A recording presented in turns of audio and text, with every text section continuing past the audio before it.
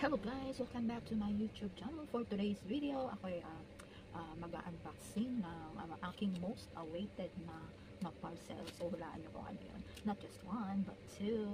So, let's go. Samahan niyo ako.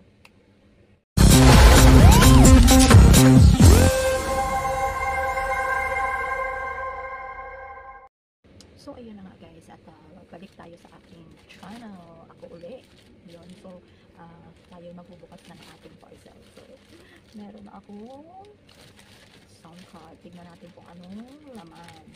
I mean, kung ano yung na in-order ko. Siyempre, iba yung actual na makikita mo yung item kaysa sa picture lang, diba? So, let's put. Actually, isa ito sa sa pinaka-asam-asam natin na mga YouTuber yung magkaroon ng ganito. So, happy ako kasi finally dumating na. Kasi ang kwento nito ganito, may share ko lang sa inyo. Nung unang order ko is nakati yung aking business kasi meron yata ang tigyan. Yung unang order ko is sa Shopee. So, syempre expected ko that day na dadating yung aking parcel from Shopee. Then after that, naka-receive ako ng message galing sa Shopee na kinancel na daw yung aking yung aking order kasi daw yung tawag dito yung pinaka seller hindi nagre-respond. So kinancel nila kasi 3 days na wala pang respond yung seller. So syempre nag-worry ako dun sa aking sa aking binayad kasi yun syempre bayad muna bago, 'di ba? Bago nila i-deliver. So yun siguro mga 1 week bago bumalik sa akin yung pera. So buti naman at kahit naman paano bumalik, kaya lang hassle talaga, 'di ba? Kung wala naman tayong madaming pera na so ganoon na nga nagkaroon ako ng chance na mag-order kasi sa Shein, tiwala ako sa Shein, wala pa akong pumalpak na package sa Shein. So eto, umpisa na natin. Asa may bulti ko? Ayan.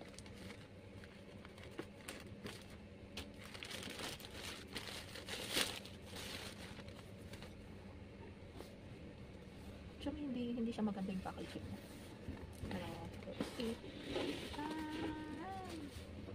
So meron siyang headset. Naraplat. At meron siyang maliit lang siya.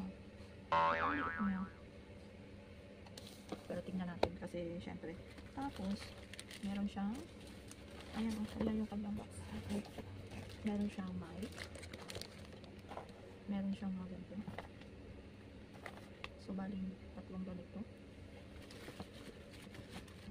Ang wire ng mic. Stand ng mic. At yung phone ng mic. Hindi ko alam kung ano to. Pero iba siya sa iba siya sa in-order ko. So, itatry ko nga kung kung okay ito. May option naman ako na ibalik. So, pagka hindi maganda yung tunog, ibabalik ko na lang. So, ayun na nga. Yung pangalawa, ito yung pangalawa. Parang malaki siya. Ayan. Actually, nabuksan ko na siya. Kaya lang, wala naman siya as in sound card. Sound card lang siya talaga. So, yan. So, ang story nito is yung nag-download ako ng Lazada kasi dinilit ko na yung aking mga Lazada Shopee before na nag-start ako ng YouTube. Dinilit ko na yun kasi dati yun yung bisyo ko nung wala pa yung YouTube. Ngayon yung YouTube, syempre kumbaga yung i-order ko na lang sa mga online shopping, pinagpapa-member ko sa mga kapwa natin YouTuber. So eto siya, free lang ito siya guys. Ayaw nyo maniwala na free lang ito. So nagbo-browse ako, nag-download ako ng Lazada. Tapos, so nagbo-browse ako ng sound card. So, bigla na lang nag-pop up yung yung checkout niya is 00 payment. So, ito ang cost nito is yung actual price niya talaga is $25. So, yung voucher nila is $8 and something. So, parang free, 0 payment ako. So, ginrab ko, sabi ko baka scam or whatever kasi 1 week na hindi naman dumadating. So, ito na nga, hindi nga siya scam. It's the real one. So, ito, buksan natin guys. Actually, na-testing ko na siya, pero hindi ko pa, na-try sa pag-live. So na-charge ko na siya.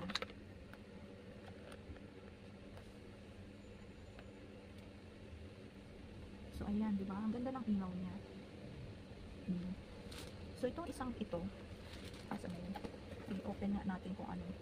Dito naman, oh, ang liit. Tapos ito, malaki.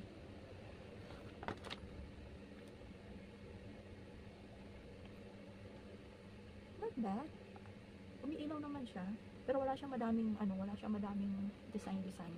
Na okay lang yung ganun. Pero yung maganda man lang sana yung tulong. So, siguro i-try ko muna ito. So, hanggang dito na lang guys ang aking video. Thank you for watching at salamat sa inyong mga suporta. Hanggang sa muling, God bless.